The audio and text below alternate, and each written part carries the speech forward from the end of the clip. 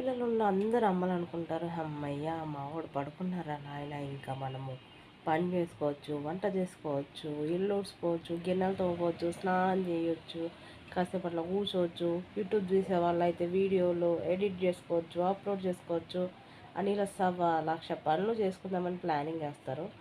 కానీ మావాడు పడుకుంటే మాత్రం నేను ఇక్కడే కూర్చున్నాను. ఒక హాఫ్ అన్ అవర్ అయింది వాడు పడుకొని, ఒక 10 సార్లు మెసిలిండు అన్నట్టు నిద్రలోంచి. ఎందుకు వీడు భయపడుతున్నాడో నాకు అర్థం కావట్లేదు.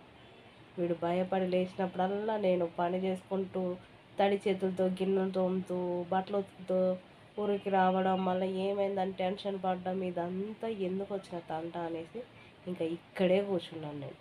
ఇక్కడే కూర్చొని ఇదిగో ఇలా పట్టుకొని ఉన్నా అన్నట్టు. ఇంకో ముచ్చట ఏంటంటే అసలు